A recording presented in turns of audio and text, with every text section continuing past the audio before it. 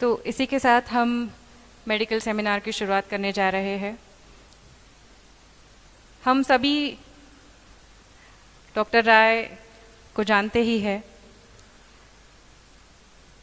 Vashi health centre में उन्होंने उसको बनते देखा, उसको बड़ा बनाते हुए मेहनत करी।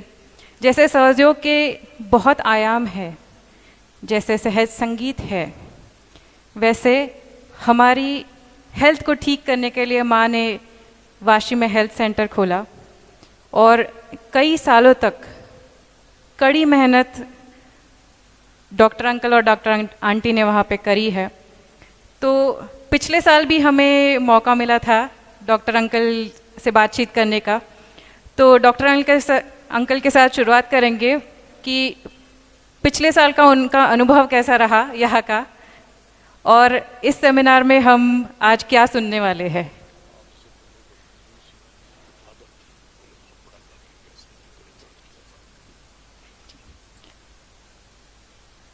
जब डॉक्टर संदीप राय की बात आती है तो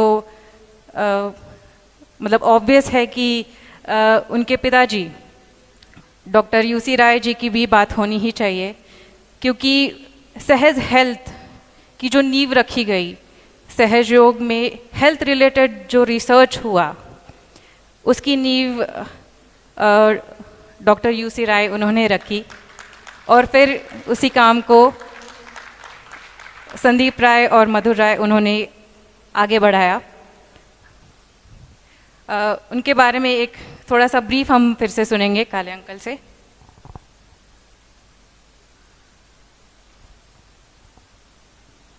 जय श्री माता जी। अभी इतने साल सहज में होने के बाद बहुत सी हिस्ट्री मेरे पास में है, तो शेयर करना मेरा काम बनता है। तो आप जानते हैं मेडिकल साइंस एनलाइटन करके एक बुक आपने पढ़ी होगी, और श्री माता जी तो मेडिकल के बारे में बहुत बार बताते आई है। उनके बहुत से स्पीचेस में है, कुछ डॉक्टर्स कॉन्फ्रेंस वगैरह हुए हैं। तो डॉक्टर यूसी रॉय जो डॉक्टर साहब के पिताजी थे, उन्होंने मेडिकल साइंस एनलाइटन ऐसा एक बुक लिखा, और जो कि आज तक का मेडिकल का सबसे बढ़िया बुक है। यदि आप बाद में उसका ट्रांसलेशन भी हुआ बहुत से लैंग्वेज में, मराठी में भी है, आप पढ़ सकते हैं। तो नासिक से डॉक्टर यूसी राय नासिक भी आए थे हमारे कहने पे, रिक्वेस्ट पे, और यहीं पे उसका मराठी का ट्रांसलेशन डॉक्टर पानसरे करके है, उन्होंने किया था। और हम लोग जब हम चाहते थे कि मेडिकल का ज्ञान हमें भी हो थोड़ा बहुत, तो डॉक्टर साहब का बुक पढ़ के वो सब कुछ अपने को मिल जाता है, जो श्री मान ने बोला है और जो सिंपल मेडिकल टर्मिनोलॉजी में उसमें लिखा हुआ है पूरे पैथियों के बारे में। तो ये भी एक चीज़ है। उसके बाद में फिर जब मुंबई आए तो श्री माता जी ने एक विश की कि हेल्थ सेंटर होना चाहिए, क्योंकि जो हेल्थ सेंटर अभी है वाशी का, वहाँ पे श्री माता जी का कुछ दूसरा प्लान था पहले। लेकिन डॉक्टर साहब मुंबई आने के बाद में इनको बुलाया गया, डॉक्टर साहब भी साथ में थे और डॉक्टर यूसी राय उनको बुलाया गया, और वाशी हेल्थ सेंटर हमारे लिए श्री माता जी ने खोला। ये भी इस युग की या इस समय की बहुत बड़ी उपलब्धि है। तो जैसा भाई साहब ने कहा कि उनकी भी याद इस समय होना चाहिए, तो हम भी इस चीज़ के लिए श्री माँ से आइए डॉक्टर साहब, तो इस चीज़ के लिए श्री माँ से हम शुक्रगुजार है पूरा। आइए। जय श्री माता।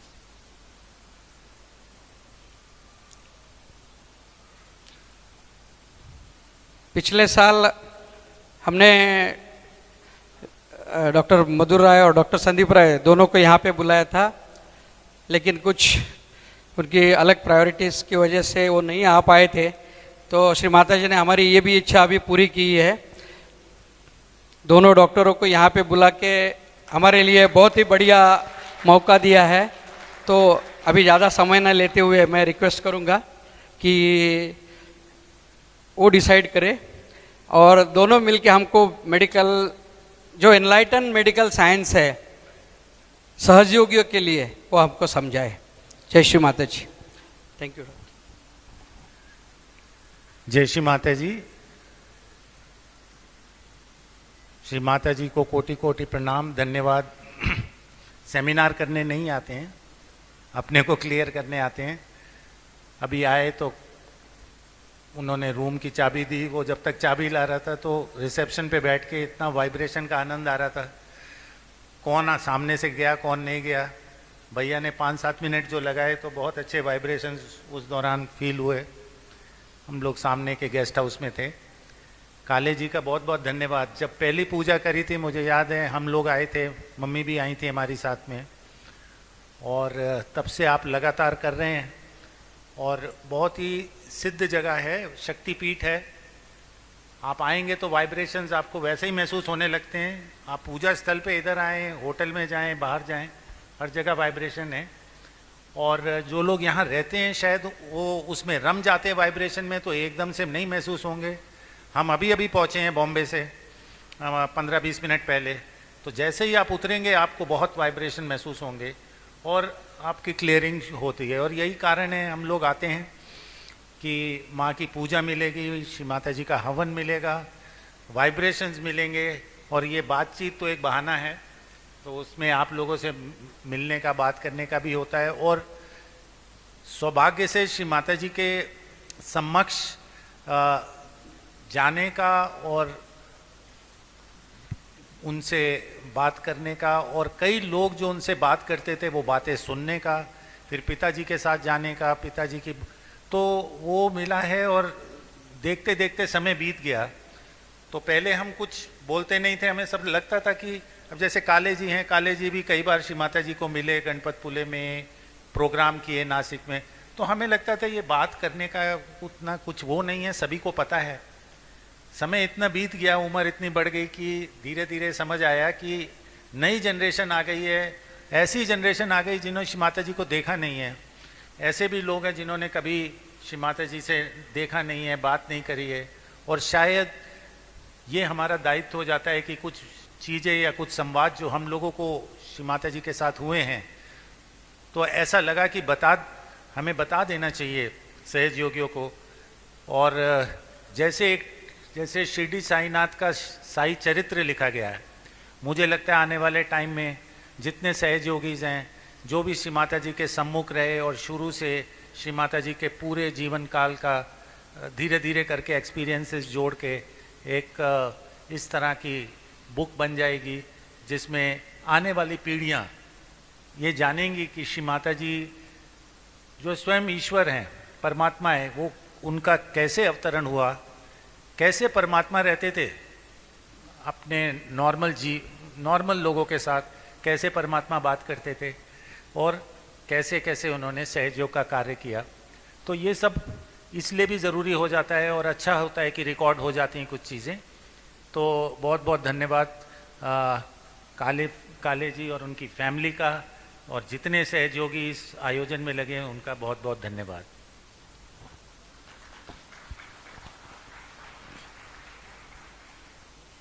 जय श्री माता जी। डॉक्टर साहब ने जो कहा वही मैं भी आप दोहराऊंगी। आपको काले जी बहुत बहुत धन्यवाद, और सारे नासिक कलेक्टिविटी जो आदिशक्ति पूजा सप्तशृंगी गढ़ में आयोजन करते हैं, आप सबका धन्यवाद कि आप लोगों ने हमें आमंत्रित किया। और श्री माता जी की ही कृपा है कि हम सब यहाँ पहुँच जाते हैं। सबके घर में शायद कुछ न कुछ अपनी व्यवस्था होती है, अनुकूल या कभी अनुकूल ना भी हो, तो भी फिर भी श्री माता जी ही उन परिस्थितियों से निकाल कर, भाग दौड़ की ज़िंदगी जो आजकल सबकी बनी हुई है, उनसे निकाल कर श्री माता जी अपने पास बुलाते हैं। और यही है ध्यान और यही है योग। परमात्मा से जुड़ना ही योग है, और संसार मिथ्या है और परमात्मा से जुड़ना वही तत्व है, वही योग है। तो हम सब जानते हैं सब, फिर भी मतलब घर परिवार छोड़ नहीं पाते हैं, काम धाम नहीं छोड़ पाते हैं, और जो परम सत्य है उससे जुड़ने के लिए ही हमारे पास टाइम नहीं होता है। उसमें से श्री माता जी कैसे निकाल कर लेकर आती हैं, वो जानती हैं कि ये चीज़ बहुत ज़रूरी है। और किसी को, जैसे हम डॉक्टर्स हैं तो भाई आ जाओ मेडिकल का ही कुछ बता दो। श्री माता जी, डॉक्टर साहब का जाना, फादर इन लॉ का जाना श्री माता जी के पास काफ़ी रहता था। तो एक बार ये आकर शेयर किया था इन्होंने, कुछ ऐसे, शायद श्री माता जी का ब्लड प्रेशर मुझे याद नहीं है बराबर से, बट कोई श्री माता जी का ब्लड प्रेशर देख रहे थे या कुछ, मतलब माँ को एग्ज़ामिन कर रहे थे और ये विचलित हो गए। तो श्री माता जी ने कहा क्या हुआ? तो इन्होंने कहा कि नहीं श्री माता जी, मैं सहयोगियों को बता देता हूँ कि ये ऐसे ऐसे करना चाहिए आपको, आपका टेक केयर इस तरीके से करना चाहिए।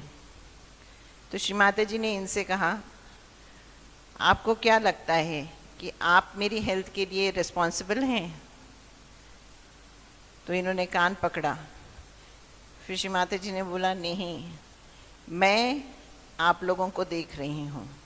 तो ये भ्रम, हम जैसे साकार स्वरूप में जब श्री माता जी थे तो एज डॉक्टर्स श्री माता जी हम लोगों को जब अपने पास बुलाती थी सेवा के लिए, तो कभी भी हमें मनुष्य हैं तो भ्रमित हो जाते कि शायद हम कुछ, श्री माता जी अभी भी हमारे पास कुछ दिन पहले ही किसी का फ़ोन आया तो बातचीत हो रही थी, तो यही कि भाई श्री माता जी को कुछ ट्रीटमेंट दिया गया, ठीक नहीं था, ऐसे सब बातें। हमने कहा कि श्री माता जी को कुछ गलत कोई कर ही नहीं सकता। एक बार शायद श्री माता जी का कुछ ब्लड ड्रॉ करना था, तब भी श्री माता जी ने डॉक्टर को बोला कि कान पकड़ो और फिर प्रिक करो, और तब मतलब ब्लड मतलब का एक बूंद श्री माता जी का हम ले सकते थे। उसी तरीके से ब्लड प्रेशर देखना होता था। एज डॉक्टर्स ह्यूमन फॉर्म में थे, तो तब भी श्री माता जी कहते थे कि पहले कान पकड़ो, आज्ञा मांगो, और फिर श्री माता जी का कोई भी हम लोग इन मतलब ब्लड प्रेशर हो गया, पल्स हो गया, और कभी कभी बहुत भ्रमित भी कर देते थे श्री माता जी। फिर हम लोग प्रे करते थे श्री माता जी से, और फिर श्री माता जी, जैसे अगर समझिए ब्लड प्रेशर बहुत ज़्यादा आ रहा है तो एज डॉक्टर्स डर गए, फिर श्री माता जी से जैसे ही प्रे किया ब्लड प्रेशर कम आ जाएगा, नॉर्मल हो जाएगा। तो ये इस विषय पे ज़्यादा डॉक्टर साहब बताएंगे। तो मैं ये सिर्फ ये कोई भी सोच कर नहीं आई हूँ, ऑन द स्पॉट जो चीज़ आ रहा है मैं शेयर कर रही हूँ। तो सहयोग में श्री माता जी ने ह्यूमन फॉर्म लेकर ये दिखाया, कि हमारे जो शरीर है वो जैसे सूक्ष्म शरीर है, तो उसमें हमारी सूर्य नाड़ी है, चंद्र नाड़ी है। सूर्य नाड़ी अधिक हो जाती है तो कुछ थोड़ी बीमारियां हमें हो जाती हैं, जैसे ब्लड प्रेशर हो गया, डायबिटीज़ हो गया, माइग्रेन हो गया, चिड़चिड़ाहटपन हो गया, नींद नहीं आना, ये सारी मतलब बीमारियां हो जाती हैं। उसी तरीके से अगर चंद्र नाड़ी में बैलेंस हो गया तो भाई आपके घुटने में दर्द हो जाएगा, या मतलब आपको थायराइड की हाइपोथायराइड हो जाएगा। तो ये हमारा शरीर एक यंत्र की तरह है, सूक्ष्म शरीर है, जिसमें कभी सूर्य नाड़ी ज़्यादा चल जाती है, कभी चंद्र नाड़ी चल जाती है। तो उस विषय के बारे में जो मेडिकल सेमिनार, तो मेडिकल के रिलेटेड बताने के लिए ये शेयर कर रही हूँ आप लोगों से। तो शरीर सहयोगियों में एक दूसरा भ्रम है कि हम सहयोगी हैं तो हमें बीमार नहीं होना चाहिए, तो ऐसे नहीं है। फिर दूसरा ये होता है कि आजकल कैंसर की बीमारी बहुत ज़्यादा है, तो कैंसर एक क्या है कैंसर? हमारे शरीर में हर समय कैंसर के सेल्स बनते रहते हैं, हर समय। और हमारी बॉडी इस तरीके से मतलब हमारे बॉडी में इम्यून सिस्टम होता है जो वो कैंसर के सेल्स को डिस्ट्रॉय कर देती है। पर अगर कोई तनाव, कोई स्ट्रेस में अगर हम आ जाते हैं, तब ये कैंसर के सेल्स को, वो हमारी इम्यूनिटी कम हो जाती है तो कैंसर के सेल्स बढ़ जाते हैं और फिर कैंसर हो जाता है। तो ये एक चिंता का विषय हो जाता है कि भाई सहयोगी हैं, फिर उनको ये बीमारी क्यों हो गई? क्योंकि हम लोग सब ह्यूमन फॉर्म में हैं और कभी हमारे जो भी परिस्थितियों से हम लोग गुज़र रहे हैं, कभी कोई स्ट्रेस ज़्यादा हो जाता है तो तब हम लोगों को कुछ न कुछ बीमारी हो जाती है। तो सहयोग का क्या इसमें रोल है? नित्य रूप से ध्यान करना है, नित्य रूप से जल क्रिया करना है। तो श्री माता जी ने कहा है कि आप जल क्रिया करते हो नित्य रूप से तो आपके ज़्यादातर इश्यूज रिजॉल्व हो जाते हैं। अब हम लोगों की इतनी भाग दौड़ वाली ज़िंदगी हो गई है, लेडीज़ भी वर्किंग हैं तो उसमें लेडीज़ का भी भाग दौड़ हो गया है, तो इसकी वजह से फिर हम लोग स्ट्रेस में रहते हैं। यही कारण है कि हम लोगों को बीमारियां ज़्यादा, मतलब हमारी इम्यूनिटी कमज़ोर हो रही है और फिर हमें कुछ ना कुछ बीमारी हो जाती है। तो नित्य रूप से जल क्रिया 5-10 मिनट नियमित रूप से हम सबको करना है। और सवेरे का ध्यान, जैसे ही उठे आप बस थोड़ा सा गार्गल करिए, अपना ब्रश करिए, एक 5-7 मिनट श्री माता जी की फ़ोटो के सामने ज़रूर बैठिए। मतलब आप माँ से प्रे करके सोइए, चाहे जेंट्स हों चाहे लेडीज़ हों, हम सबको नियमित रूप से ध्यान करना बहुत बहुत ज़रूरी है। अभी देखिए बारिश का अभाव हो रहा है तो हम सबको मतलब राइट साइड इतना ओवर एक्टिवेट हो गया है, हर जगह वॉर्स चल रहे हैं। तो नाभि चक्र पर श्री माता जी ने कहा है, सहयोगी पर बहुत बड़ा उत्तरदायित्व श्री माता जी ने दिया है कि आगे मतलब ह्यूमैनिटी प्रिजर्व करने की जिम्मेदारी श्री माता जी ने कहा है कि सहयोगियों की है। तो इसलिए नाभि पर जैसे हमें मतलब जल क्रिया तब करें, तब प्रार्थना करें कि हमारी नाभि में संतुष्टि, समाधान, शांति। तो ये विश्व शांति अपने लिए और विश्व की शांति के लिए श्री माता जी ने कहा है आपको सहयोग मिल गया है, अब आपका क्या उत्तरदायित्व है? आपका उत्तरदायित्व है दूसरों को बताना। और यकीन मानिए आप जैसे ही इच्छुक होंगे कि दूसरों को बताएं, अभी योगा डे हुआ है जून 21, तो उससे पहले हमें लगा कि अरे इस साल तो कोई भी प्रोग्राम ही नहीं है हमारे पास।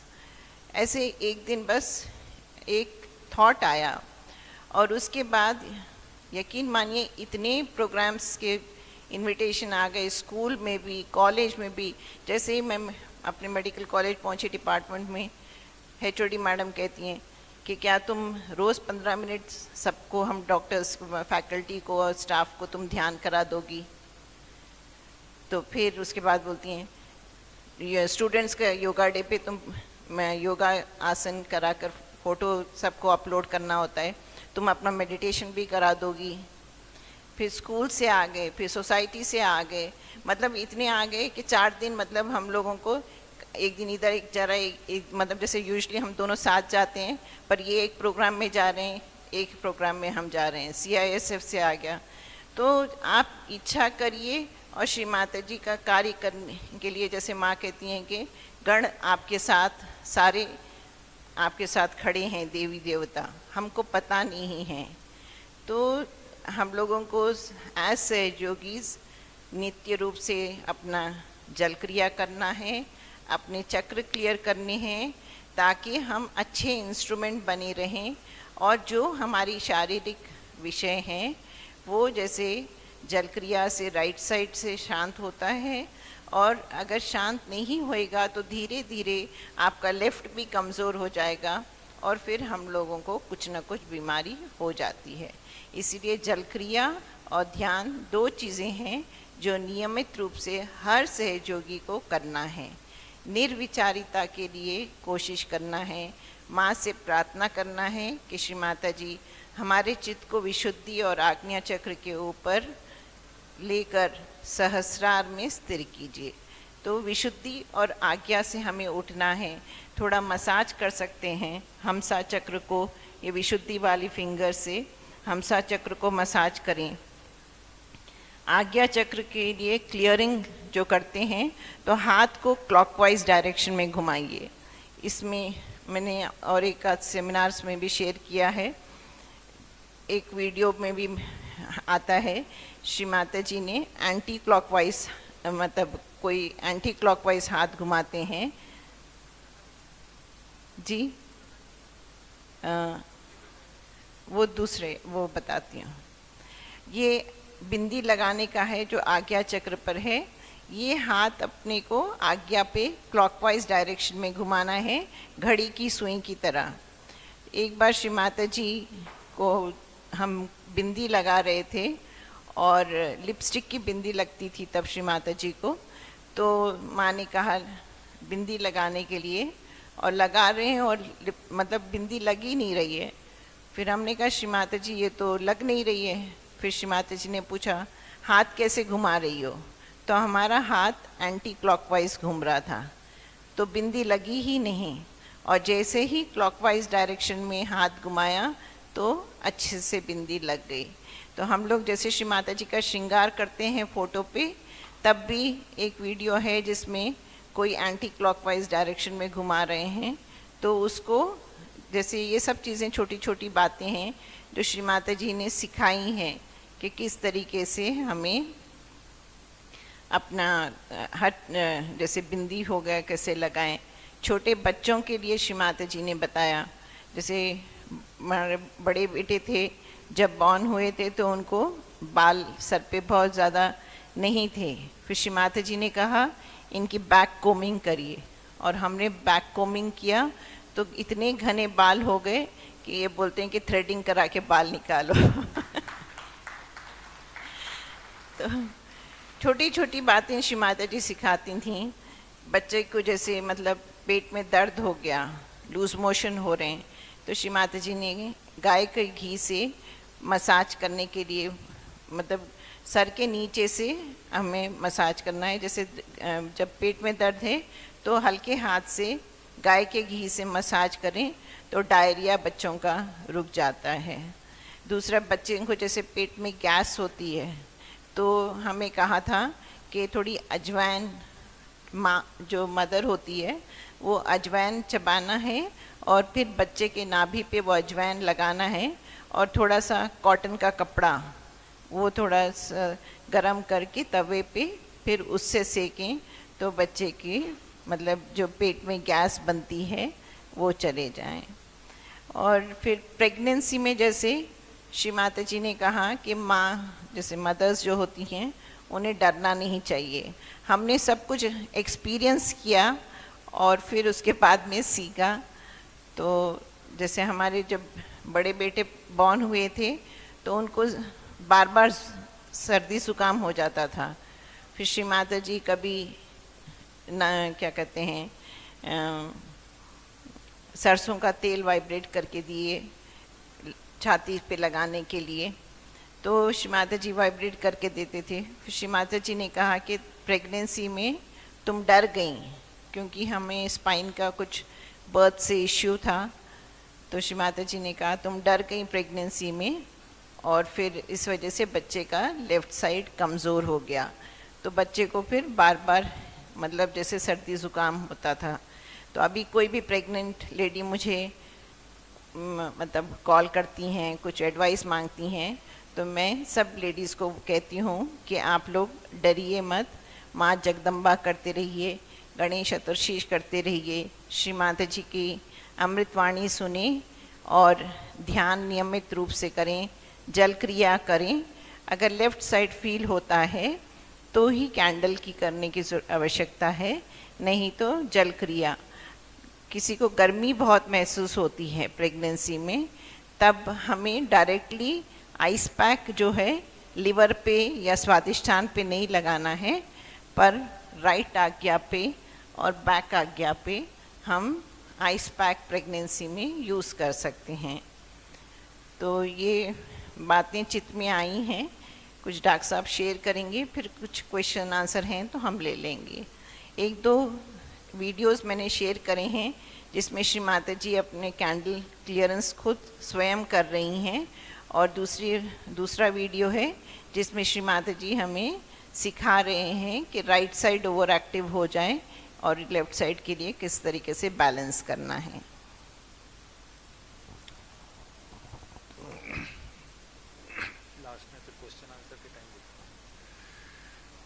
तो डॉक्टर मधुर ने तो आपको ट्रीटमेंट के बारे में यही बताती हैं। पिछली बार ये नहीं आ पाई थी तो मैं इतना नर्वस था कि 5 घंटे 6 घंटे का सफ़र मैं सिर्फ नोट्स पढ़ रहा था। और मेरे पास लास्ट टाइम एक डायरी थी 1995 की, जो श्री माता जी ने, जब वो प्रतिष्ठान में मैं था 20 दिन, तो श्री माता जी बैठ के जो बताती थी मैं लिखता था उसमें।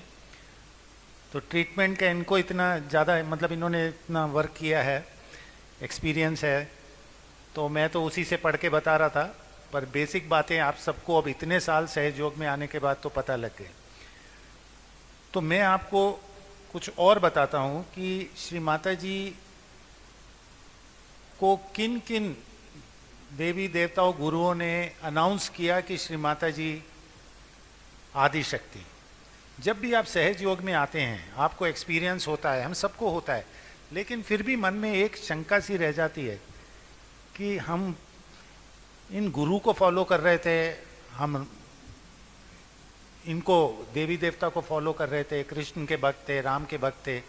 अब श्री माता जी के वहाँ बोलते हैं कि भाई श्री माता जी ही सब कुछ हैं, तो इनको कैसे छोड़ दें, हम तो पुरखों से ये हमारे मंदिर बने हुए हम कर रहे हैं। तो श्री माता जी ने कभी भी नहीं बोला किसी भी देवी देवता या किसी को छोड़ने के लिए। हाँ, फॉल्स गुरुज के लिए ज़रूर बोला मत जाइए, लेकिन 3 एग्जाम्पल हैं नए लोगों के लिए। अभी मुखी राम जी बैठे हैं, काले जी थे, तो सबको सब कुछ पता है कि सबसे पहला एग्जाम्पल है राहुल बा का, जो पहले 25 सहयोगियों में थी। पहले 2-3 सहयोगियों में राहुल बा को, अच्छा एक चीज़ और कि श्री माता जी ने एक और लेक्चर में बोला, या उनका अभिप्राय ये था कि सब लोग जो आज सहयोग में आए हैं, सहयोग में क्यों नहीं बहुत ज़्यादा आते, क्यों नहीं 50 लाख लोग हैं, क्योंकि सब नहीं आ सकते हैं। जिन लोगों की, जिन भक्तों की पूर्व जन्म की असीम तपस्या है, वो इस जन्म में माँ उनको ढूंढ के सहयोग दे देंगी। श्री माता जी वो मोती चुनने आई हैं, वो हीरे चुनने आई हैं, उसका उदाहरण देखिए। और आप में से जितने लोग आए हैं सब सीकर हैं, सब किसी ना किसी तरीके से ईश्वर को, परमात्मा को पाने का सोच रहे हैं। चाहे आप फॉल्स गुरु के पास चले गए हो, चाहे आप मंदिरों में गए हो, चाहे आप कोई अनुष्ठान करते हो, सब के सब जितने यहाँ बैठे हैं सब सीकर हैं। राहुल बा जो इतनी फेमस हमारे सहयोगिनी, फर्स्ट सहयोगिनी बोलते हैं उनको, वो भी सीकर थी, वो ढूंढ रही थी परमात्मा को। तो गुजरात में रहती थी, माउंट आबू पे सेमिनार हुआ, और ये फॉल्स गुरु का हुआ, मैं नाम नहीं लूँगा, आप सबको पता है जो फॉल्स गुरु माउंट आबू में और पूना में सेमिनार करते थे बहुत बड़े। तो वहाँ उन्होंने देखा लोग जानवरों की तरह उछल रहे हैं, नाच रहे हैं, कूद रहे हैं। अब ये बेचारी सीधी सादी लेडी थी, तो इनके बगल में एक लेडी खड़ी थी, दूर खड़े होकर देख रही थी। तो उन्होंने कहा कि आपको इसमें इंटरेस्ट नहीं है? उन्होंने कहा नहीं नहीं, मुझे कोई इसमें तो अजीब लग रहा है।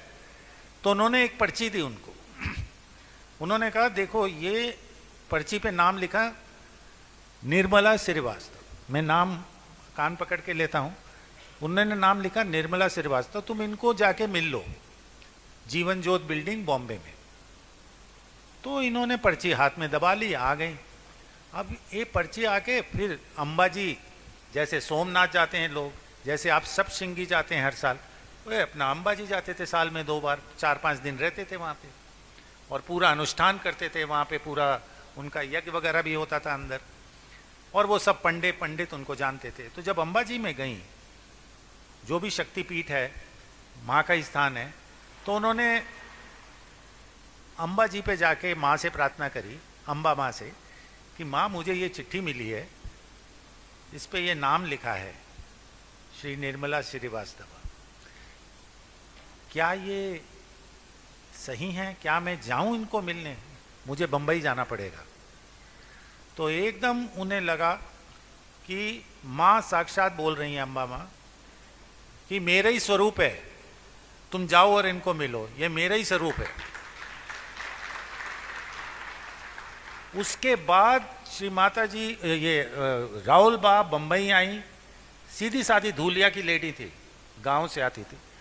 जीवन ज्योत बिल्डिंग पूछा, चढ़ के गई ऊपर बिल्डिंग में, श्री माता जी का फर्स्ट फ्लोर पे रहने का, ये सेकंड फ्लोर पे चढ़ गई।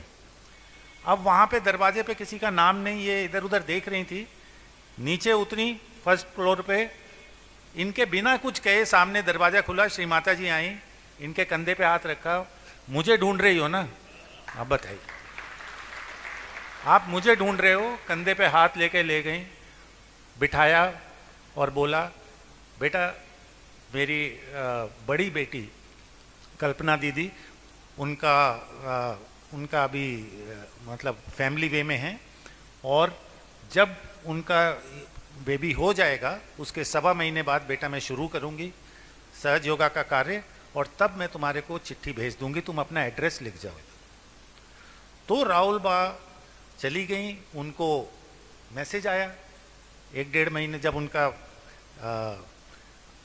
कल्पना जी की बड़ी डॉटर आराधना जी जब वो हो गई, तो फिर माता जी ने काम शुरू किया सहज योगा का। तो बोर्डी बुलाया इनको, बोर्डी जो, और वहाँ पे 25 सहज योगी पहुँचे, जिसमें श्री माता जी का मैं सुन रहा था कल परसों, उन्होंने बोला 21 लोगों को रियलाइजेशन मिला, तो उसमें राहुल बा एक थी। और ये अम्बा जी पे उनको साक्षात अम्बा जी ने बोला कि ये मेरा ही स्वरूप है श्री माता जी। दूसरा आपने सुना होगा अपने के अग्रवाल साहब, जो अभी मतलब बैकुंठ धाम में हैं, उनको अब इस शरीर में नहीं हैं, लेकिन एक अत्यंत निष्ठावान सहयोगी, और हमारे परिवार से पारिवारिक संबंध, हमारे पिताजी माताजी से, हमारी उनकी जो धर्मपत्नी है हमारी मम्मी की बहुत फ्रेंड और सहेली टाइप से, और उनके बच्चों की शादी में आना जाना, हम लोग दिल्ली रहते थे, बहुत पारिवारिक संबंध हमारे। उनके घर में राधा कृष्ण का प्राण प्रतिष्ठित मंदिर था, और वो उसमें पुरखों से उन्होंने यज्ञ करवा के ब्राह्मणों को बुलवा के प्राण प्रतिष्ठा कराई, और वो परम भक्त राधा कृष्ण के इश्तिहार देखा श्री माता जी का, उनके घर के पास प्रोग्राम है, अन्यास उनको जिज्ञासा हुई, जाते हैं, चले गए ऊपर, श्री माता जी ने के पास पहुंच गए, ऊपर पहुंच गए, तब बहुत कम लोग होते थे। श्री माता जी ने रियलाइजेशन दिया, पूरी कुंडलनी हो गई, पूरा मतलब एकदम ठंडे हो गए पूरे। लेकिन वो एक उनकी पूरी डिटेल्ड जो उनकी कहानी है वो उस पर नहीं जाएंगे, पूरा ठंडे हो गए। लेकिन इधर आते थे, राधा कृष्ण के मंदिर में बैठते थे, और ये सोचते थे कि ये श्री माता जी के पास जाऊं या इनके पास रहूं। तो हर रोज प्रोग्राम होता था 3-4 दिन, तो वो जाते रहे। एक दिन श्री माता जी ने कहा, बेटा तुम राधा कृष्ण की पूजा करते हो? अब ये अचंभित, इन्होंने कहा कि मेरे घर में मंदिर है, मैंने तो कभी बताया नहीं, यहाँ कोई सहयोगी वगैरह मेरे को जानते नहीं, मैं तो नया आदमी हूँ। तो उन्होंने कहा, माता जी मैं तो करता हूँ, आपको कैसे पता? क्यों बेटा, तुम्हारा विशुद्धि चक्र पकड़ रहा है। तो ने माता जी वो क्या होता है?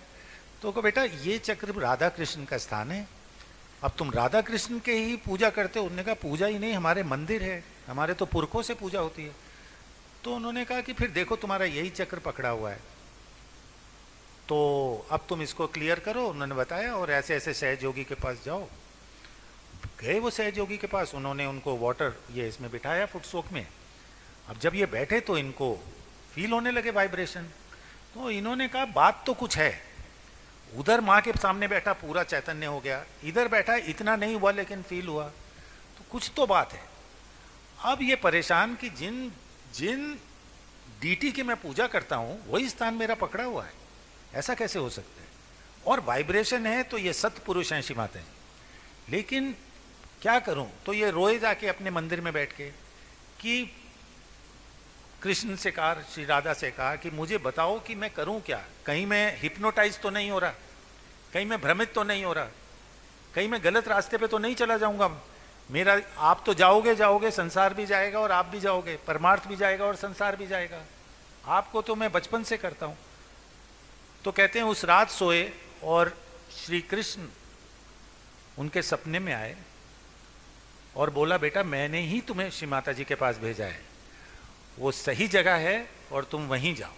और आप बताइए, श्री कृष्ण आके सपने में उस चीज का जवाब दे रहे हैं कि वही, और ये दिल्ली वाले सबको पता है।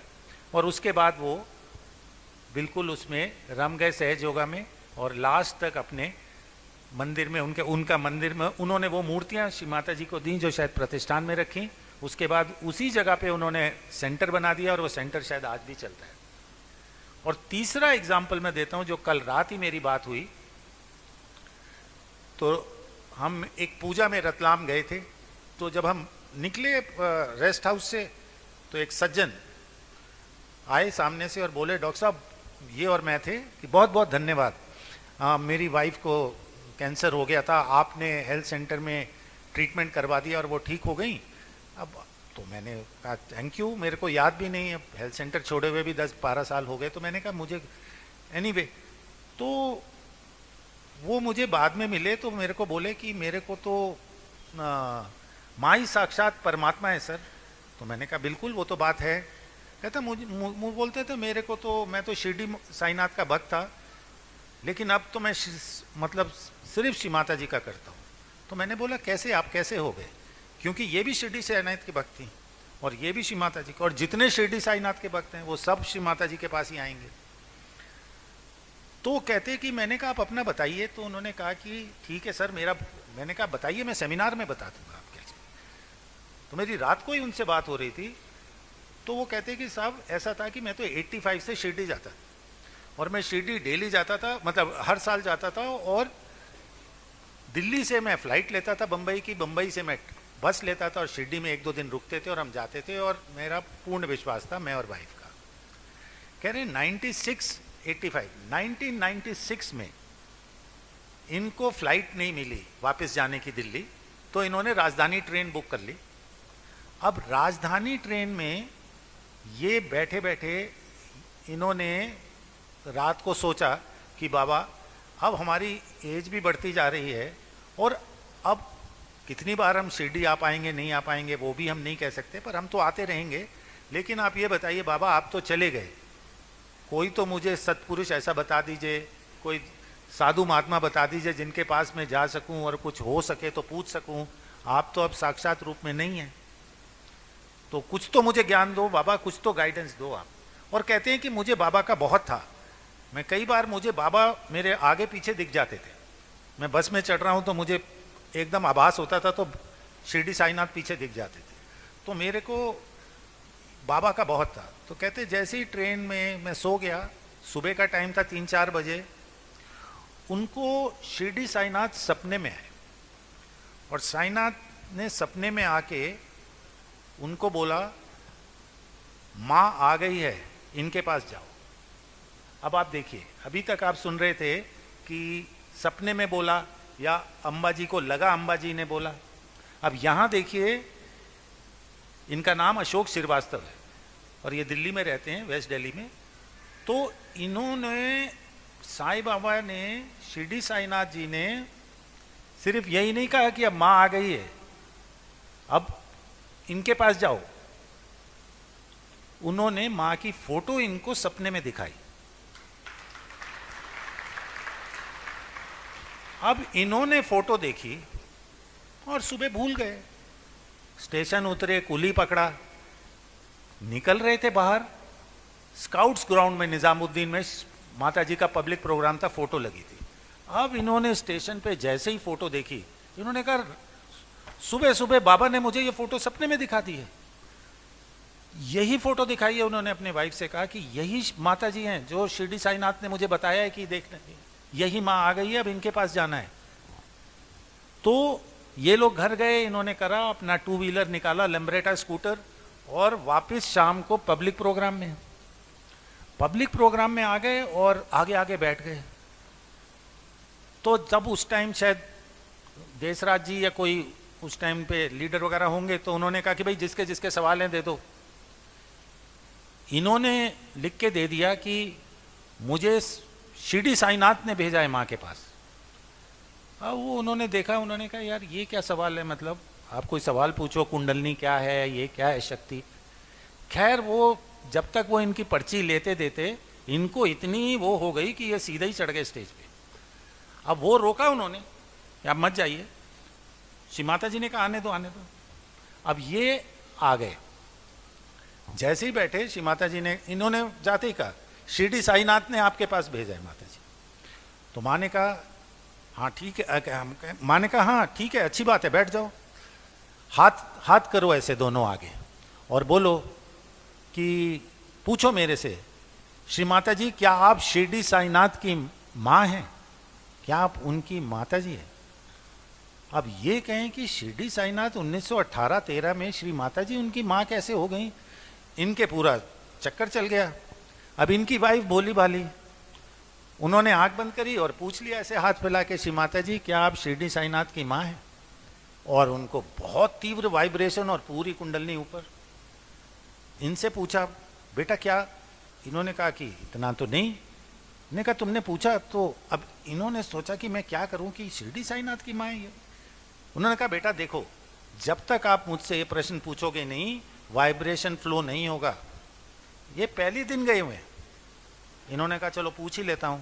जैसे ही इन्होंने पूछा श्री माता जी क्या आप शिरडी साईनाथ की माँ हैं, और कहते हैं कि मैं पूरा ठंडा हो गया, चिल हो गया पूरा। और कहते हैं कि मैं इतना मतलब मेरे को जैसे सब मिल गया हूं। और वो दिन है 96 का और आज 2026। उनका नाम अशोक श्रीवास्तव है। वो ये भी कह रहे थे कि क्राउड को बोलिएगा वाइब्रेशन भी देखें कि जो मैं बोल रहा हूं वो सही है कि नहीं, जो उनको श्री माता जी ने बोला। और वो दिन रात सिर्फ सहयोग के प्रोपोगेशन में लगे रहते हैं। कभी किसी के पास जाते हैं, कभी किसी के पास, कभी किसी पॉलिटिकल से कोशिश करते हैं कि प्रोग्राम हो जाए। तो ये 3 ऐसे उदाहरण जो मेरे जहन में आए, जिन्होंने ये अनाउंस किया कि श्री माता जी जो शिरडी साईनाथ, अम्बा जी और स्वयं श्री कृष्ण बता रहे हैं सहयोगियों को कि श्री माता जी अवतरण है आदिशक्ति का, परमात्मा है। और न जाने कितने ऐसे एग्जाम्पल्स हैं, लेकिन अभी फिलहाल मेरे को यही 3 याद आ रहे हैं। और हम अब थोड़ा सा मेडिकल क्वेश्चन ले लेते हैं। शिरडी साईनाथ मैं भी बाबा की भक्ति, और जो जैसे श्रीवास्तव जी को साईं बाबा ने सपने में आके कहा, तो हमारी शादी काफ़ी लोग जो पुराने हैं जानते हैं, श्री माता जी के आशीर्वाद से ही हुई है। तो मैं और अरेंज मैरिज हमारी, मैं सहयोग नहीं करती थी, हमारा परिवार सहयोग नहीं करता था, और आप लोग सहयोग करते थे। और अरेंज मैरिज थी तो फादर इन लॉ ने कहा कि लड़की पसंद है, पर श्री माता जी हम लोग फॉलो करते हैं, वो वाइब्रेशंस मैच करती हैं, और अगर माँ हाँ करेंगी तभी हम शादी करेंगे। तो काफ़ी मतलब चिट्ठियाँ चलती थी, हम हैदराबाद में थे फादर इन लॉ और फादर के बीच में, और बाबा मुझे सपने में आते थे, तब फिर अगेन दिल्ली से एक लेटर आ जाता था फादर इन लॉ का कुछ ना कुछ। तो बहुत दिन हमारे मतलब चलती रही शादी की बातचीत। और एक दिन फिर बाबा सपने में आए, तो मैं बोल रही हूँ कि ये लोग बोलते थे कि श्री माता जी का करने के लिए, मेडिटेशन करने के लिए सेंटर पे जाके रियलाइजेशन लो। तो फिर मैं बाबा से पूछ रही हूँ सपने में कि बाबा ये लोग क्या बोलते रहते हैं श्री माता जी, ये कौन है? तो तब मेरे घर में सिर्फ मैं ही शिरडी साईनाथ की पूजा करती थी। तो बाबा ने कहा कि तुम्हारा मेरे ऊपर जितना विश्वास है और किसी का है क्या, ऐसा कह के हंस के चले गए बाबा। तो बाबा के भक्त जो हैं, बाबा उनको अपनी माँ के पास, श्री माता जी के पास भेज देते हैं। तो मुझे यही मतलब समझ में आया कि बाबा ने ही, जैसे हमारा भवसागर जब पूरा हो गया और शादी के बाद भी इन्होंने यही बोला कि बाबा हमारे भवसागर में हैं, तुम्हें ऊपर चढ़ना है तो तुम्हें श्री माता जी का करना पड़ेगा। फिर हम नियमित रूप से मतलब ध्यान वगैरह करने लग गए। शुरू में इनका एक्सपीरियंस और भी गहन। शुरू में हम लोग 2 लॉकेट डालते थे, एक शिरडी साईनाथ का, एक माता जी का, क्योंकि इनका बहुत फेथ था। अब फिर हमारे को भी ये धर्म संकट आया कि भाई अब माँ को ही पकड़ना है।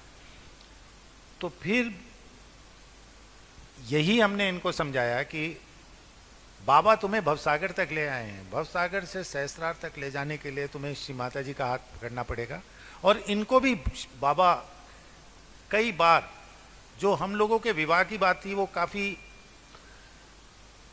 वो ऐसा हुआ, मैं बता देता हूँ, हम लोग ज़्यादा डिस्कस नहीं करते, कि मैं शादी उस टाइम नहीं करना चाहता था क्योंकि मैं यूएसए जाना चाहता था और मैं यूएसएमएलई एग्ज़ाम जो होता है डॉक्टर्स का वो दे के और वहाँ जाके काम करना चाहता था।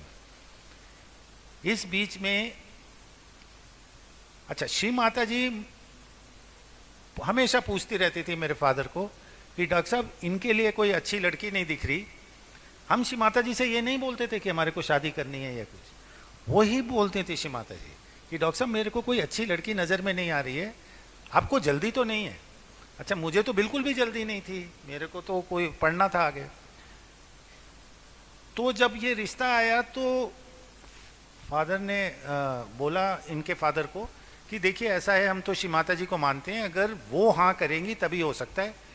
हैदराबाद में पूजा हो रही है, श्री माता जी जाएंगी वहाँ पे और आप अपनी बेटी को लेके वहाँ चले जाइए, श्री माता जी को मिल लीजिए, एक बार श्री माता जी आपको देख लेती हैं बेटी को, और अगर वो हाँ कहती है तो हम कर देंगे। तो अब ये लोग पहुँचे श्री माता जी को, वो राजीव गोयल जी के घर में थी, जो लीडर थे, जिनका मैंने लास्ट टाइम बताया था, जो स्पिरिट का एक्सपीरियंस हुआ था उनको, डिवाइन एक्सपीरियंस। तो उसके बाद वो हैदराबाद में करने लगे और श्री माता जी उनके घर रुकी थी। ये और इनके फादर पहुँचे और श्री माता जी को उन्होंने बोला कि श्री माता जी डॉक्टर राय के बेटे के लिए वो लड़की वाले आने चाहते हैं दिखाने के लिए। तो उन्होंने बोला कल पूजा के बाद बुला लीजिएगा। अब वो जब ये नेक्स्ट डे पहुँचे तो श्री माता जी, उन्होंने बोला कि श्री माता जी तो अब विश्राम कर रही हो, किसी से नहीं मिल पाएंगी। तो इन्होंने बोला अरे हमको तो बोला था, हम लोग आए हैं। तो बोला नहीं, वो राजीव गोयल जी ने कहा कि भाई मेरे को ये सूचना है कि माँ किसी को नहीं मिलेंगी, अभी टायर्ड हैं, पूजा के बाद हैं, ये है, अब वो किसी को नहीं मिलेंगी। तो ठीक है, इन्होंने कहा पापा चलो, हम लोग यहाँ कितनी देर बैठे रहेंगे, ये लोग पता नहीं क्या माता जी करते हैं, हमें क्या लेना देना, नहीं करनी तो मत करें शादी, हम बैठ चुके हैं 2-3 घंटे, हम नहीं बैठेंगे, चलेंगे। इनके फादर ने कहा थोड़ी देर रुक लेते हैं। उन्होंने कहा नहीं चलो। वो फिर भी आधे घंटे रुके, आधे घंटे बाद ये लोग निकल गए। जैसे ही ये लोग निकले, वहाँ पे खड़े ही थे निकलने के लिए, भागते हुए वो राजीव गोयल आए। वो बोला अरे रुके, आप निकले तो नहीं है ना? नहीं। उन्होंने पहले आवाज़ लगाई, अरे हैं, अभी हैं नीचे। तो क्योंकि वो बोला श्री माता जी आपको बुला रही हैं और ऊपर आप आइए। तो उसके बाद का तुम बताओ। ऐसे ही है, मतलब जैसे पहले दिन पूजा में गए तो श्री माता जी पूजा से आए और फिर माँ ने कहा कि आज अभी माँ टायर्ड हैं तो नेक्स्ट डे बुलाया। फिर नेक्स्ट डे हम गए तो श्री माता जी विश्राम कर रहे थे और फिर राजीव गोयल जी को लगा कि कितनी देर रुकेंगे, अब आप लोग जाइए और हम श्री माता जी को बता देंगे कि आप आए थे। और फिर हम निकल, मतलब यही वार्तालाप चल रही थी बेटे मतलब फादर के साथ कि चलो जाते हैं, हमने अपना धर्म निभा दिया, बाबा ने बोला हम आ गए, अब आगे हम जाते हैं। उतने में मतलब गोयल साहब तो जाने के लिए कह दिए थे। फिर श्री माता जी की आवाज़ आई कि डॉक्टर राय के मतलब रिलेटिव्स आए हुए हैं, उनको ऊपर बुलाइए। तो राजीव गोयल जी ने कहा श्री माता जी हमने तो उन्हें जाने के लिए कह दिया। तो माँ ऊपर से बोलती है नहीं, वो लोग नीचे खड़े हुए हैं, आप ऊपर आइए। तो वो फर्स्ट इंस्टेंस था जब हमें श्री माता जी डिवाइन हैं कर माँ ने हमको एक्सपीरियंस दिया। फिर हम लोग ऊपर गए और फिर आगे बात बढ़ी, फिर श्री माता जी ने अप्रूव किया। तो श्री माता जी हम सबके साथ हैं, साकार स्वरूप में, निराकार स्वरूप में। अभी भी कुछ भी छोटी भी चीज़ होती है तो हम लोग श्री माता जी के पास चिट्ठी लिख के रखते हैं और श्री माता जी से ही प्रे करते हैं। हर पल हर समय श्री माता जी से ही बातचीत करते हैं। सिर्फ माँ का ही सहारा है और कोई नहीं। जय श्री माता जी। आप लोगों के कुछ प्रश्न हैं तो कोशिश कर सकते हैं, या कोई कमेंट हो आपका, या कुछ बोलना चाहते हो, या कुछ सहयोग में आपका कुछ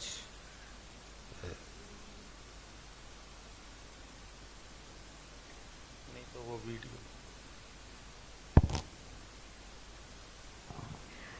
अगर कोई प्रश्न पूछना चाह रहा हो तो हम माइक उनकी तरफ पास कर सकते हैं।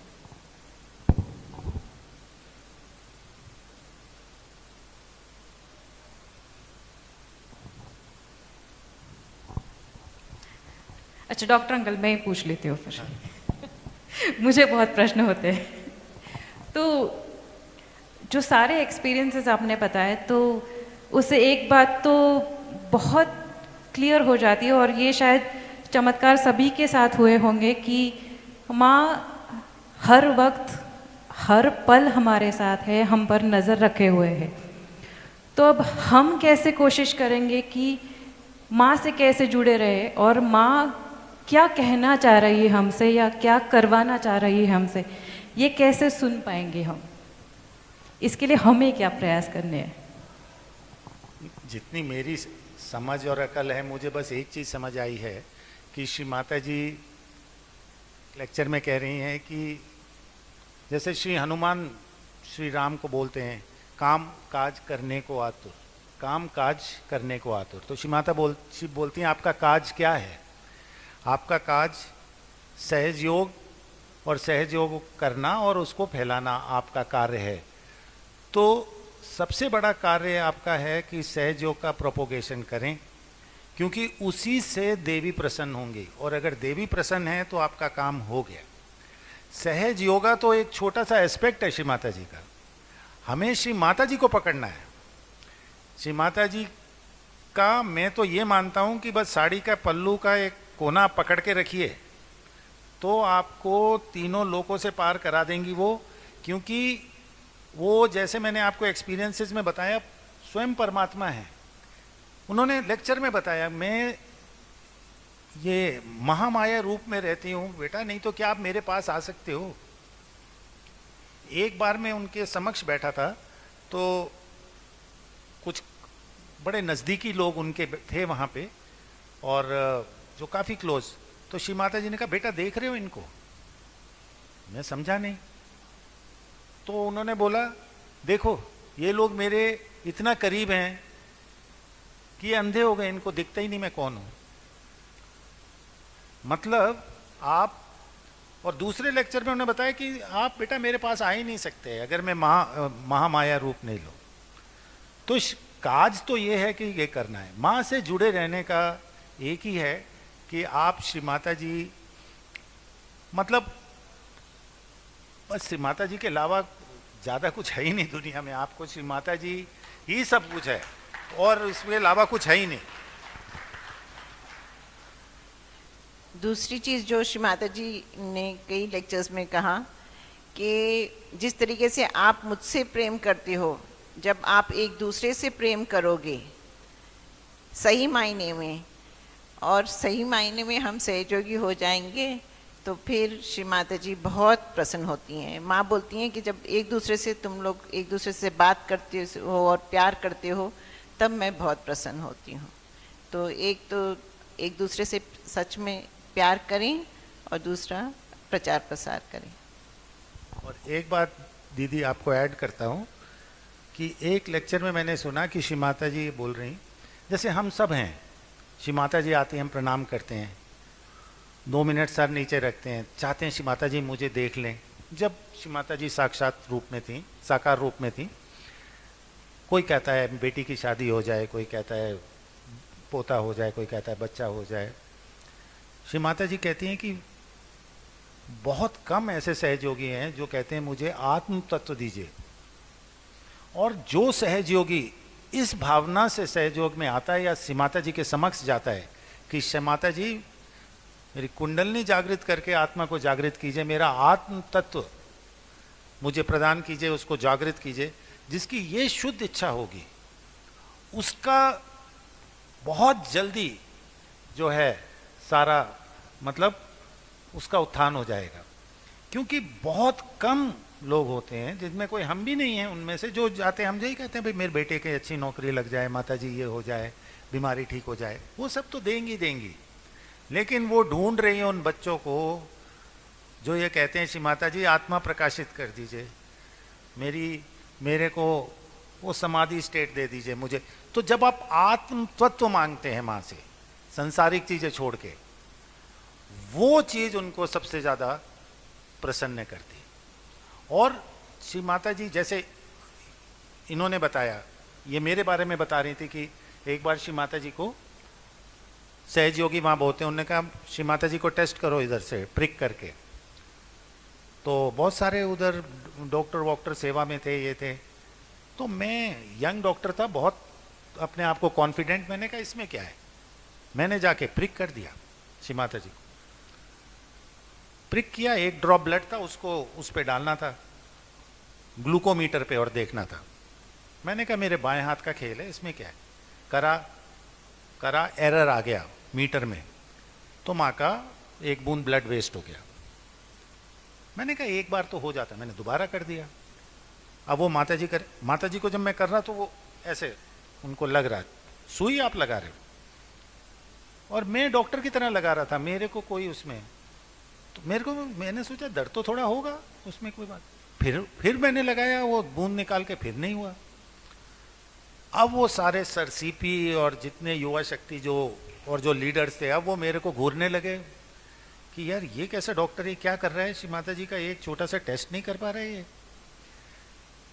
अब दुविधा ये आ गई कि तीसरी बार प्रिक करूं या चुपचाप चला जाऊं कि भाई नहीं हो रहा मेरे से। अब मैं खड़ा हो गया उधर श्री माँ के सामने, श्री माता जी प्रतिष्ठान में ग्राउंड फ्लोर पे कमरे के बाहर जहाँ सारी क्रॉकरी वगैरह लगी, वहाँ पे वो बैठी हुई सर सीपी मेरे को देख रहे, सारे खड़े होके देख रहे। मैं खड़ा हो गया, मैंने कहा तीसरी बार तो करना ठीक नहीं है। और तो श्री माता जी ने कहा बेटा आपने मुझे प्रिक किया, आपने मुझसे आज्ञा मांगी क्या। मैंने कहा श्री माता जी गलती हो गई, नहीं मानी। बोले कान को हाथ लगाइए, कान को हाथ लगा के क्षमा मांगिए मेरे से। अब मैं वहां पे डॉक्टर खड़ा होके कान पे हाथ लगा के पैर झुक के क्षमा मांगी। खैर मैं सहयोग तब करता था तो मेरे लिए तो बोली क्षमा मांगिए, अब करिए। अब करा तो वो एक बार में हो गया। तो श्री माता जी संसारिक रूप में जब थी, पर आप ये कैसे भूल गए, वही वाली बात कि आप ये कैसे भूल गए कि ये आदिशक्ति हैं। बिना परमिशन के आप ऐसे कर रहे हो जैसे किसी नॉर्मल आप पेशेंट को करते हो। तो ये उन्होंने एहसास हमको ही नहीं बहुत लोगों को दिए।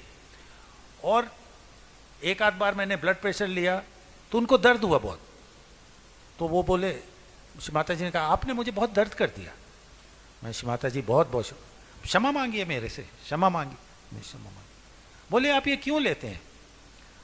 अब मेरे को सर सीपी बोलते थे, आप जाके माता जी को चेक कर लो।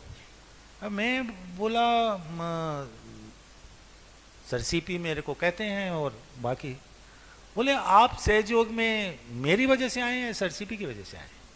मैंने कहा माता जी मैं तो आपकी वजह से आया हूँ। फिर अब क्षमा मांगिए मेरे से। तो जितने अच्छे अच्छे एक्सपीरियंसेस मैंने आपको बताए हैं आज तक, तो ऐसे मुझे डांट भी बहुत पड़ी है, ऐसा नहीं है, लेकिन वो सब माँ की तरह, श्री माता जी की तरह, मतलब जैसे एक माँ अपने बच्चे को करती है कि उनको जैसे सिखाना कि एक बार उनको ये कहा, मैंने कहा श्री माता जी, वो जैसे ये बता रही थी कि बहुत घबराहट हो गई कि कुछ, तो मेरे से बोली ये घबराहट कैसी। मैंने झुक के प्रणाम किया तो उन्होंने अंदर देख लिया, बोली ये घबराहट कैसी। मैंने कहा श्री माता जी मेरे को आपकी सेवा में भेजते हैं। उस टाइम थोड़ा श्री माता जी की तबीयत नरम गरम चल रही थी।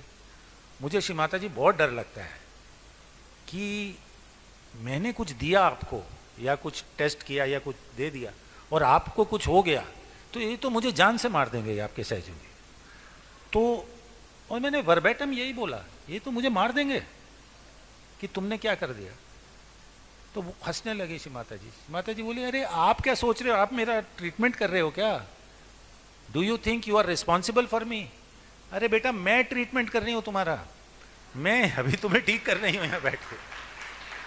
आप इस गलत फहमी में मत रहना कि आप इलाज कर रहे हो मेरा, आप क्यों परेशान हो रहे हो। अरे बेटा मैं कर रही हूं तुम्हारा, तुम्हें कोई परेशानी की जरूरत नहीं है। और उसका साक्षात एग्जाम्पल है जो लिंडा विलियम्स ने भी बताया और योगी जी ने भी बताया कि जब अंगापुर में श्री माता जी प्रोग्राम कर रही थी तो अंधश्रद्धा वालों ने आके 100-150 सहयोगी जो श्री माता जी के सामने बैठे थे और श्री माता जी स्टेज पे थी, उन्होंने पत्थर मारने चालू किए। अब जितने सहयोगी स्टेज पे थे उसमें लिंडा विलियम्स थी, एक बहुत पुरानी सहयोगी जो हेल्थ सेंटर में जब हम थे तो बहुत साल रहीं, उन्होंने बहुत श्री माता जी के एक्सपीरियंसेस लिखे। तो उन्होंने पर्सनली भी मुझे बताया और योगी जी ने भी बताया है एक प्रोग्राम में कि लिंडा विलियम्स गई आगे और हारमोनियम जो होता है उसके ऊपर जो लकड़ी वाला होता है वो उठा के वो श्री माता जी के सामने खड़ी हो गई कि श्री माता जी को कोई पत्थर ना लगे। तो माँ ने कहा, अरे बेटा हटो आप इधर से, you get away, no mother stone में hit you, no no no you go back. Do you think आप मुझे बचा रहे हैं क्या, आप मुझे प्रोटेक्ट करेंगे? इन्हें समझ नहीं आए, पत्थर तो आ रहे थे स्टेज तक, तो इन्होंने कहा कि कोई लग ना जाए, तो चली गई पीछे। योगी जी आए सामने, खड़े हो गए कि भाई श्री माता जी को कुछ, तो बोला योगी गो बैक, पीछे हटिए। श्री माता जी दे आर थ्रोइंग स्टोन्स। अरे तो आप क्या मुझे प्रोटेक्ट करोगे? कैन यू प्रोटेक्ट मी और are you there to protect me और I have to protect all of you. अब इन्होंने कहा कि ठीक है। अब ये जैसे ही पीछे आए, इनको दिखा श्री माता जी के सामने एक पूरी वाइब्रेशन की दीवार बनी हुई है, एक चादर, एक वाइब्रेशन की चादर जिसके अंदर वाइब्रेशन के रूप में सारे देवी देवता एक के ऊपर एक, जैसे आपके चक्रों में स्थित हैं कुंडलनी। महालक्ष्मी वो लाल कपड़े और वैसे में नहीं, महालक्ष्मी वाइब्रेशन में, श्री कृष्ण वाइब्रेशन में।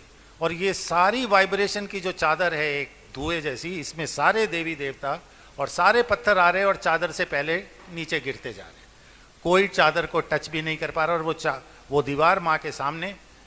और तब एहसास हुआ सहयोगियों को, अरे ये तो स्वयं आदि शक्ति हैं, इनको क्या प्रोटेक्शन करना है, ये तो दुनिया को प्रोटेक्ट कर रही। तो जो संसारिक रूप में हमें गलतफहमी हो जाती थी, अब इतना बड़ा एक्सपीरियंस कि आपको पूरा श्री माता जी के सामने पूरे देवी देवता दिख रहे हैं माँ के प्रोटेक्शन में खड़े हुए। तो और भी कई ऐसे एग्जाम्पल हैं जिसमें साक्षात देवी देवता डीटीज स्टेज पे, माँ के घर के पीछे, माँ के स्टेज पे, माँ के साथ, माँ के कमरे के बाहर सहज योगियों को साक्षात दर्शन हुए। श्री हनुमान, श्री गणेश, अब टाइम रहेगा तो कभी बात करेंगे, लेकिन इतने प्रूफ और इतने साक्षात एक्सपीरियंसेस हैं कि श्री माता जी आदि शक्ति। मैं ये सब इसलिए बोल रहा हूँ कि जो हमारे आने वाली पीढ़ी है, अब काले जी हैं, मुखी राम जी हैं, इनको बताने की जरूरत नहीं है। जो लोग 20 साल के हैं, 22 साल के हैं, 30 साल के हैं, 35 साल के हैं, तो कभी माँ के मिले नहीं या बहुत दूर से देखा है, उनको ये पता होना चाहिए कि आपको इतना विश्वास जरूर कर लीजिए, आप सांसारिक रूप में नहीं पहचान पाएंगे उनको। आप नॉर्मल जैसे देखते हैं श्री माता जी साड़ी पहन के टॉक दे रही हैं, इसमें आप पूरी तरह नहीं पहचान पाएंगे क्योंकि वो महामाया रूप में है, लेकिन वो साक्षात आदि शक्ति हैं, इसमें आप परम विश्वास रखिए। और जहाँ तक मुखी राम जी की बात है, तो आपका शायद 85 में चालू हुआ था ना, कौन से ईयर में आपने? 87 में। उस प्रोग्राम में हम लोग गए, ये डीपीएस नोएडा में हुआ। हम लोग 85 में आए थे, फादर के साथ 87 में गए। डीपीएस नोएडा में प्रोग्राम था, अपने शायद आप्टे जी या कोई उस टाइम जो सिंगर्स थे, मिसेस सुब्रमण्यम और सुब्रमण्यम साहब, उसके बाद एक साहब बड़ी जोर से आवाज में चालू हुआ और थोड़ी गांव वाली भाषा में, रस्टिक जो हमारे, तो हम लोग ने सोचा ये आवाज हमने पहली बार सुनी। अपने संजय तलवार वगैरह उस टाइम पे गा रहे थे। हाँ, तो हमने कहा यार ये कौन, और इनके साथ 4-5 लोग थे और मंजीरा जोर जोर से, हारमोनियम मजीरा बजरा जोर जोर से। हमने यार ये कौन है। तो 2 तरह के ओपिनियन आए, मुखीराम जी को शायद नहीं पता। एक ने बोला कि साहब बड़ा वाइब्रेशन आया यार, बड़ा अच्छा लगा। एक ग्रुप ने बोला यार ये क्या माता जी के सामने यार, ये तो वो वैसे गा रहे हैं जैसे हम लोग गांव वगैरह में गाते हैं, जैसे रस्टिक, जैसे वो सोफिस्टिकेटेड भजन टाइप के होते हैं, वो नहीं है ये। तो अब जिनको वाइब्रेशन की ज्ञान था उन्होंने तो कहा बहुत अच्छा। जो संसारिक रूप पे सोच रहे थे वो थोड़ा दूसरा। लेकिन हुआ ऐसे कि जब लोगों को समझ में नहीं आ रहा था कि भाई क्या है, श्री माता जी ने कहा उन्होंने जो गाया वो ग्रुप ने बहुत अच्छा, बहुत सुंदर, उनको बुलाइए और हर पूजा में बुलाइए उनको। और उसके बाद से मेरे ख्याल से शायद ही कोई पूजा हो जिसमें मुखीराम जी नहीं गए। उसके बाद से अब ये लोगों को समझ आ गया जिसको श्री माता जी बुला रही हैं। और आप देखिए 87 और आज कितने, 30 या 40, कितने साल, 40 साल बाद आज फिर हम बैठे हुए हैं, मुखीराम जी बैठे हैं, हम बैठे हैं, और सौभाग्य की बात है श्री माता जी के सम्मुख हम लोग बैठे हैं।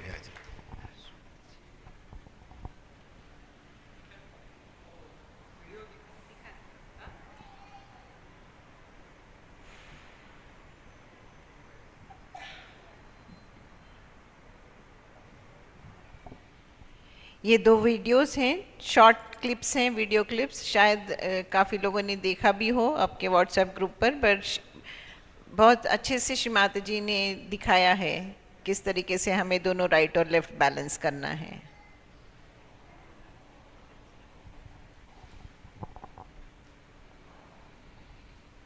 ये श्री माता जी स्वयं कैंडलिंग कर रहे हैं।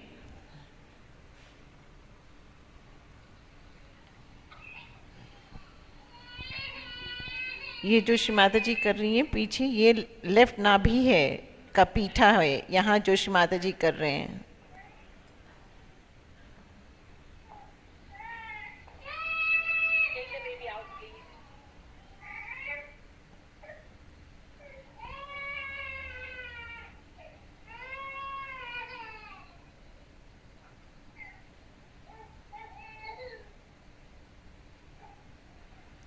ये हमें आज्ञा किस तरह से क्लियर करना है, श्री माता जी को देखिए तो स्वयं हमें किस तरीके से कैंडल करना है। ये लेफ्ट नाभि का पीठा है।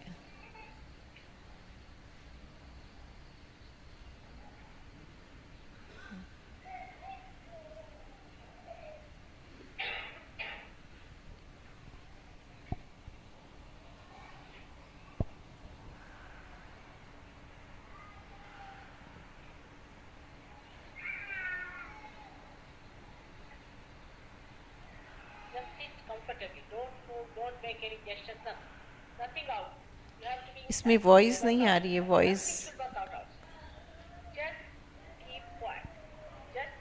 साउंड नहीं है।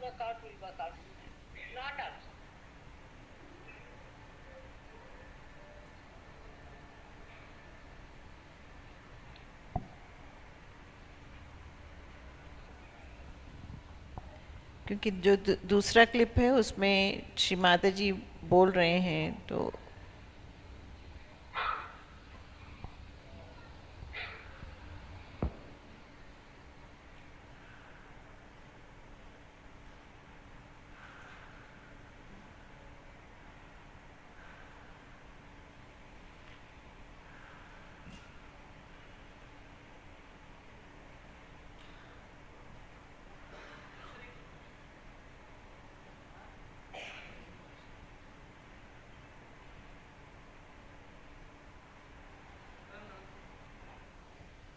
नहीं, दूसरी क्लिप है, उसमें मैंने शेयर किया है, बाद में शेयर कर देंगे आप लोगों के साथ। उसमें श्री माता जी बता रही हैं कि जो साइड हमारी कमज़ोर होती है, जैसे हमें पता नहीं लगता कि कौन सा हाथ श्री माता जी की तरफ करना है, तो जो हाथ में आपको कम वाइब्रेशन फील होए वो हाथ हमें श्री माता जी की फ़ोटो की तरफ करना है। और दूसरी चीज़ जो श्री माता जी ने उस वीडियो में दिखाया, जैसे हम लोग नॉर्मली बैलेंस करते हैं, लेफ़्ट साइड के लिए लेफ़्ट हैंड गोदी में रखते हैं और राइट हैंड ज़मीन पे रखते हैं, तो ये नॉर्मल है लेफ़्ट साइड बैलेंस करने के लिए। और राइट साइड के लिए राइट हैंड हम गोदी में रखेंगे और लेफ़्ट हैंड आकाश की तरफ। इस जो दूसरा वीडियो क्लिप है उसमें श्री माता जी ने कहा राइट हैंड अपने गोदी में रखें और लेफ़्ट हैंड आकाश की तरफ। तो ये जो श्री माता जी ने इस तरीके से ध्यान करने के लिए भी कहती थी, तो जो लेफ़्ट साइड कमज़ोर हो जाती है तब हम इस ऐसे ध्यान करेंगे। या कोई सहयोगी हैं जिनको हीट बहुत बॉडी में फील हो रही है, कोई मैसेज करते हैं या कॉल करते हैं कि हमें हाथों पैरों से बहुत गर्मी लग रही है या जल्दी जल्दी बीमार पड़ रहे हैं, तो लेफ़्ट साइड जब हमारी कमज़ोर हो जाती है और बॉडी में हीट ज़्यादा हो जाती है, तब हमें पहले राइट हैंड माँ की तरफ और लेफ़्ट हैंड आकाश की तरफ करके ध्यान करना है। और उसके बाद लंबे समय श्री माता जी ने कहा लेफ़्ट हैंड गोदी में रखो और राइट हैंड आकाश की तरफ। इससे माँ कहती हैं कि आपका लेफ़्ट साइड नरिश होता है।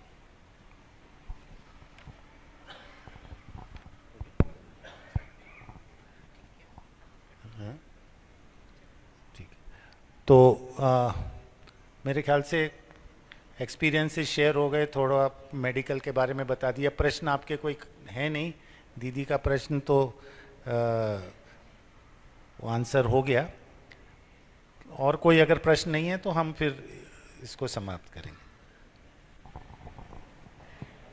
कोई और अगर प्रश्न पूछना चाह रहे हो तो आप हाथ खड़ा कर सकते हैं या खुद खड़े हो जाइए, हम आप तक माइक पहुंचा देंगे।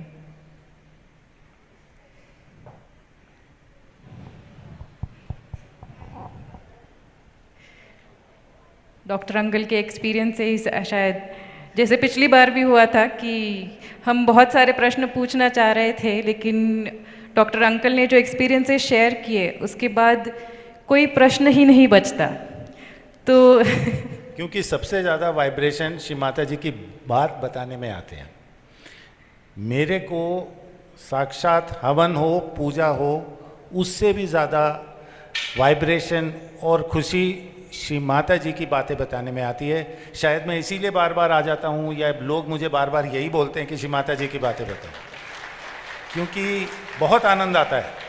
क्योंकि और मैं चाहता हूँ सबको ये एक्सपीरियंसेस पता लगें, ताकि आप सब और गहन उतरें, आपका फेथ और माँ में बैठे और खूब से खूब कार्य कीजिए।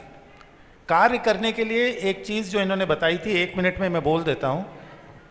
आपको कुछ भी नहीं करना है, एक इच्छा करनी है और उसके बाद बिल्कुल छोड़ देना है। बिल्कुल छोड़ दीजिए। आप इच्छा कीजिए मुझे फलाने कॉलेज में प्रोग्राम करना है, एक लेटर दे आइए, छोड़ दीजिए। गण लोग करेंगे, वो सिर्फ देखते हैं कि आपकी इच्छा कितनी है। अभी हमारा जो मेडिसिन में जो सबसे बड़ा कॉन्फ्रेंस एपिकॉन करके होता है, जिसमें 16-17 हज़ार डॉक्टर स्पेशलिस्ट मेंबर हैं, उसमें हमारे को हर साल ऐसे ही होता है। मैं सिर्फ, मेरे को वो लोग जानते नहीं, मैं एक अर्जी दे देता हूँ कि साहब मुझे इस तरह से आप एक लेक्चर दे दो, तो उन लोगों का ज़्यादा इंटरेस्ट होता नहीं इन चीज़ों में। वो तो अपना डायबिटीज़ करना है, हार्ट अटैक करना है, ये सब उस पर देखना है, तो मैं करके छोड़ देता हूँ। और उसके बाद वो लोग एक आध चीज़ पूछते हैं और अपने आप ही कर देते। इस बार मैंने उनको लिख के दिया, ये 12वीं बार है, 12वें साल हम जा रहे हैं, और वो चैप्टर भी मेडिसिन अपडेट में आता है, जो सारे पोस्ट ग्रेजुएट स्टूडेंट्स हैं मेडिसिन के पूरे इंडिया में और सारे डॉक्टर्स पढ़ते हैं। तो एक बार अगर आपने लेक्चर दे दिया तो वो चैप्टर आ गया, वो चैप्टर रिकॉर्ड में चला गया, उसको पूरी इंडिया पढ़ती है। उसमें सारे 200-300 डॉक्टर्स के जो टॉक देते हैं उसी का चैप्टर। तो मेरा इंटरेस्ट है टॉक में, तो कितने लोग आएंगे, 50-100 आएंगे, लेकिन ये किताब में अगर मेरे को इसके ऊपर अगर मेरे को लेक्चर दे देंगे तो ये चैप्टर आ जाएगा बुक में, और ये चैप्टर फिर पूरे इंडिया में लोग पढ़ सकते। तो मैंने इस बार भी अर्जी दी, वो मेरे को ज़्यादा जानते नहीं थे, और वो करते ये हैं कि आपकी प्रेफरेंस पे आपको नहीं देते हैं टॉपिक। अगर ऐसे 200 स्पीकर हैं, अगर सब बोलने लगे मैं ये बोलूँगा ये, तो नहीं, वो देख लेते हैं आप बोलने लायक आदमी है, इतना सीनियर है, ये है, उसके बाद वो अलॉट करते हैं टॉपिक। तो अब मैंने उनको बोला कि साहब मुझे ये मेडिटेशन और डॉक्टर स्ट्रेस पे करना है। उन्होंने टॉपिक दे दिया स्मोकिंग एंड लंग डिजीज़। अरे यार, मैंने कहा स्मोकिंग एंड लंग डिजीज़ ये तो कोई भी करेगा, मुझे क्या इंटरेस्ट इसमें। मैंने सिर्फ नीचे एक नंबर लिखा था, 3-4 नंबर लिखे थे मोबाइल के, और जब आप उनको फ़ोन करते हो तो वो उठाते नहीं है, सुनते नहीं है, क्योंकि पूरे इंडिया के डॉक्टर्स उसमें पार्टिसिपेट करना चाहते हैं। अब मैंने ऐसे ही सोचा ये 4 नंबर है, कौन सा करूं। मैंने दूसरा नंबर उठा लिया, मोबाइल डाला, मैंने फ़ोन उठाया, मैंने कहा पब्लिशर हो क्या उस बुक के? बोले नहीं साहब मैं डॉक्टर हूँ और हम लोग डिसाइड करते हैं किसको लेक्चर देंगे। मैंने कहा अच्छा ठीक है, तो मेरा तो इंटरेस्ट इसमें, आपने मुझे ये दे दिया। तो वो बोला डॉक्टर साहब 300 लेक्चर अरेंज करने होते हैं और हम हर एक को थोड़े ना जो चाहे दे सकते हैं। 4 आदमी अगर एक ही चीज़ कहेंगे तो हम उनको 4 सेम थोड़ा ना दे सकते हैं, और ऐसे अगर हम सबकी फरमाइश पूरी करने लगे तो हम तो प्रोग्राम बना ही नहीं पाएंगे। हमें तो 300 लेक्चर बनाने हैं, 4 दिन का प्रोग्राम है, 9-9 घंटे दिन में चलेगा, 11-11 हॉल में एक साथ चलता है, हम किसी के। मैंने कहा ठीक है आप देख लेना, नहीं तो मैं यही वाला जो दिया यही कर देंगे। मैंने सब उनको बात करके रखा, और विद इन 10 मिनट्स मेरे को मैसेज आता है कि सर जो टॉपिक आपने दिया है, जो आपने जो ये योगा वाला दिया है, आप वही करिए, हम आपको वही अलॉट कर रहे हैं, और 5-10 मिनट में आपको ईमेल आ जाएगा कि आप सहज योगा करके टॉपिक करिए। बताइए आप, ना जान ना पहचान, एक फ़ोन नंबर उठा लिया और वो हो गया। तो अब समय कम है, इसलिए अब हम इसको समाप्त करते हैं, और फिर किसी टाइम किसी और सेमिनार में और एक्सपीरियंसेस शेयर करेंगे। जय श्री माता जी।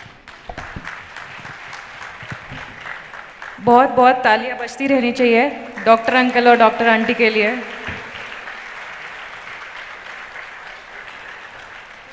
तो जब सेमिनार्स की बात आती है तो कई बार किसी ने मुझसे पूछा था कि सेमिनार क्यों अटेंड करना चाहिए, क्योंकि सब कुछ अगर श्री माँ ने ही बता दिया है तो श्री माँ के लेक्चर्स सुन के ही हम सब जान सकते हैं, तो हमें सेमिनार्स क्यों अटेंड करने चाहिए।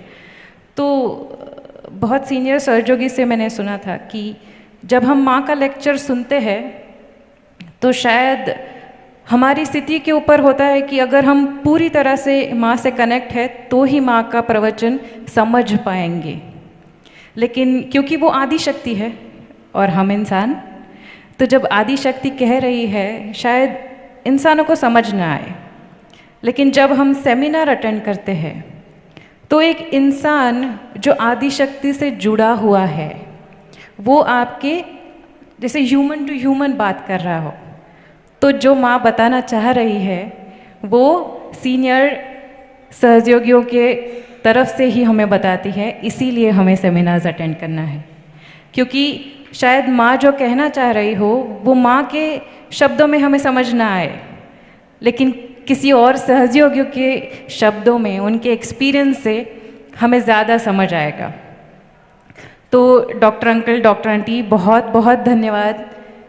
Thank you so much for this wonderful experience.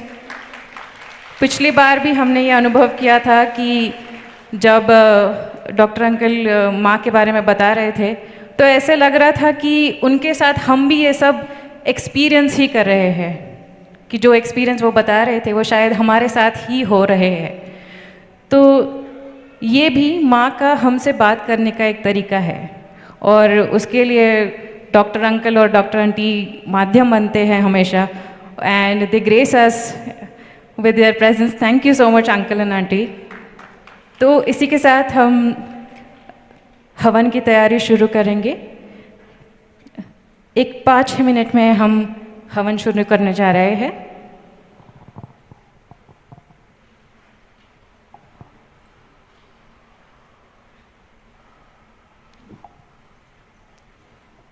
जय श्री माता जी। हम सभी सहयोगियों की तरफ से भी डॉक्टर साहब और डॉक्टर मधुर राय का शुक्रगुजार यहाँ पे करते हैं। बहुत ही बढ़िया, क्योंकि लास्ट टाइम डॉक्टर साहब ने जो यहाँ पे एक्सपीरियंसेस बताए थे, आपने सुना होगा, नहीं सुना होगा तो यूट्यूब पे अवेलेबल है लास्ट टाइम का डॉक्टर साहब का लेक्चर, और उसमें बताया कि उन्होंने फ़ोटो का महत्व क्या है, और आज बताया कि देवी देवताओं ने कैसी भविष्यवाणी की कि श्री माता जी आने वाली है।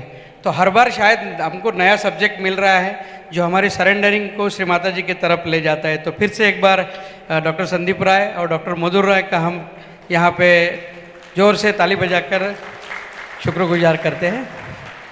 हम सबकी तरफ से यहाँ पे उनका फेलिसिटेशन करते हैं। तो अभी इतने सालों के बाद मुखीराम जी भैया उनको मिल रहे हैं, तो मैं उनको ही विनंती करता हूँ कि डॉक्टर साहब का और डॉक्टर मधुर राय इनका ये दे दीजिए एक साथ आइए। हाँ, आप भी आइए साथ। हाँ, वाले साहब आइए।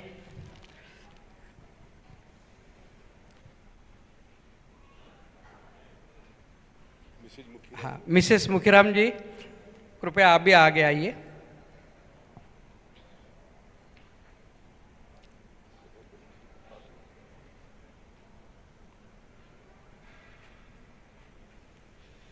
आए, हाँ। आइए आइए।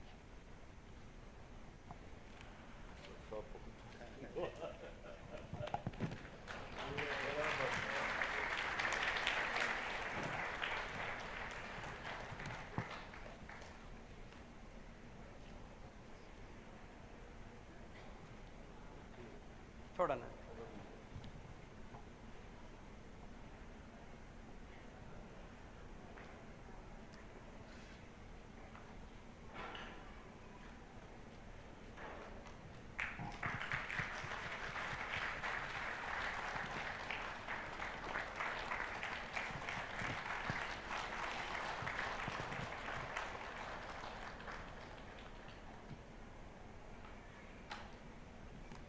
Thank you, Dr. Saab. Thank you very much.